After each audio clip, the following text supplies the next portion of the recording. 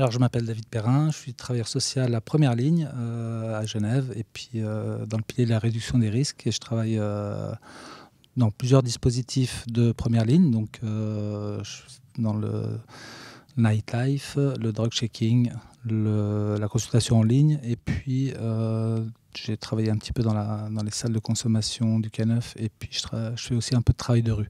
J'ai je dirais un poste assez polyvalent, quoi, où je suis en contact avec différents consommateurs, voilà, un public assez large.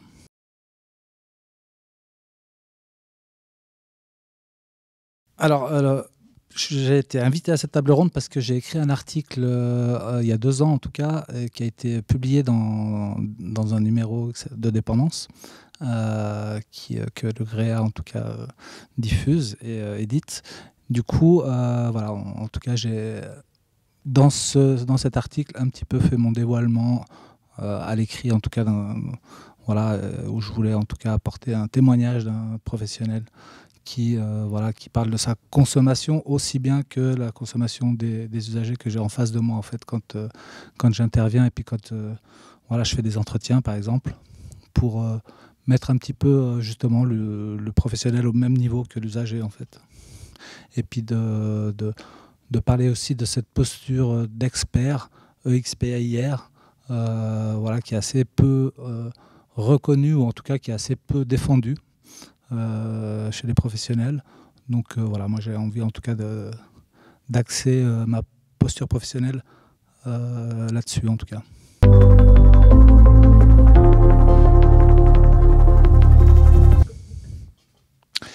Alors, en fait, c'est vrai que quand j'ai postulé à Nuit Blanche, l'annonce, en tout cas, m'incitait en tout cas à parler de mon parcours professionnel d'une part, et puis aussi personnel, de mes propres consommations, en tout cas du fait que je connaissais le monde de la nuit, le milieu des consommations, les codes, etc. Je pensais en tout cas à ce moment-là que c'était un plus pour ma candidature, et en effet, j'ai pu en parler.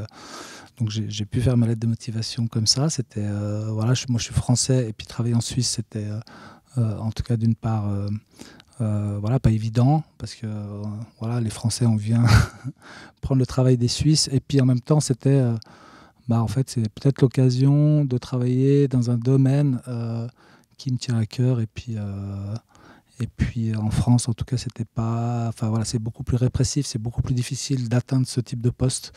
Donc, en tout cas, moi, j'ai vu comme une belle opportunité. Voilà. Après l'entretien, j'ai pas hésité à parler de ma consommation. Et puis, au final, quand on travaille dans la réduction des risques, c'est un sujet qui vient au milieu de la table. Donc, voilà, j'ai pas eu de souci en tout cas à le faire. Et ça a été justement bénéfique. Et puis. Voilà, et puis c'est comme ça que j'ai pu un peu défendre aussi une posture professionnelle par la suite.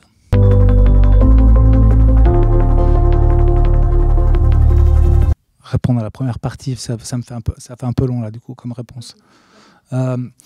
En tout cas, la première partie de ta question, en tout cas, c'est oui, j'utilise en tout cas mes propres expériences de consommation comme un outil en fait dans ma posture professionnelle. Pourquoi? Parce que souvent, quand j'ai en face de moi quelqu'un qui est un peu qui est culpabilisé par rapport à sa consommation ou qui a honte de sa consommation, en fait, je vais essayer de le mettre un petit peu à mon niveau ou moi me mettre à son niveau. C'est-à-dire que voilà, n'aie pas peur, je ne vais pas te juger. Tu peux ici parler de ta consommation, il n'y a aucun tabou. Et voilà, moi j'ai aussi été consommateur, donc en tout cas sache-le que pour moi c'est un échange.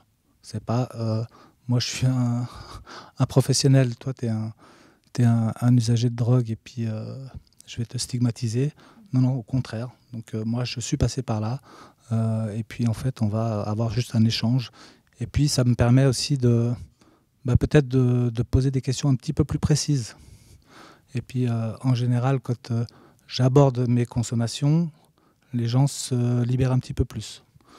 Donc, parce qu'au drug checking, on aborde beaucoup de questions autour des dosages, des fréquences des consommations, des modes de consommation, le matériel, etc. Donc, c'est assez précis. Et donc ça permet en tout cas à la personne de se sentir plus en sécurité et en confiance pour pouvoir parler de sa consommation.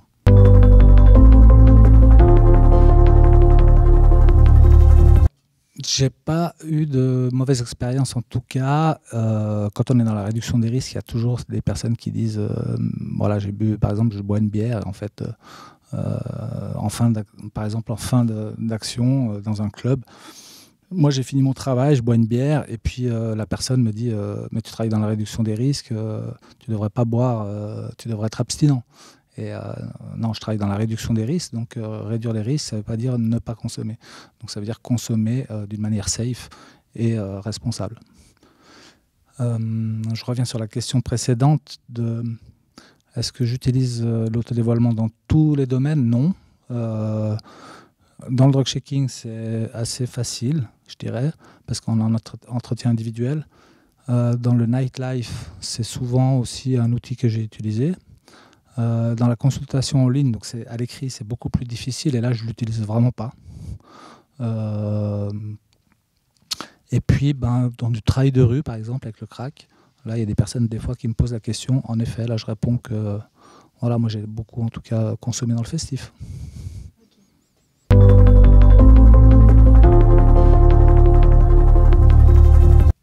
Alors moi, ça fait en tout cas 11 ans que je suis à la première ligne, et puis non, il y a des gens qui arrivent facilement à dévoiler leur consommation, et il y en a qui ne veulent surtout pas le faire. En tout cas, je ne pense pas que ce soit une question de progression au niveau... Enfin, je pense que c'était le cas il y a 10 ans, c'est le cas aujourd'hui. Il y en a qui sont qui ont plus cette facilité et d'autres non. Donc, puis après, c'est de respecter, même nous en tant que professionnels, nos collègues qui n'ont pas envie de s'exprimer à ce niveau-là, et puis de respecter aussi ceux qui ont envie de le faire. Et puis, c'est vraiment, voilà, si on a une tolérance et si on est dans le non-jugement vis-à-vis des usagers, il faut aussi être dans cette même posture vis-à-vis de nos collègues. Donc, voilà, chacun fait finalement ce qu'il a envie de faire. Après, c'est comment on argumente. Est-ce que c'est justement, est-ce qu'on parle de sa consommation juste pour en parler, ou est-ce qu'on l'utilise pour son travail? Et ça, c'est encore autre chose. Donc c'est pour ça que je parle beaucoup de posture, d'expert, parce que moi je l'utilise comme un outil.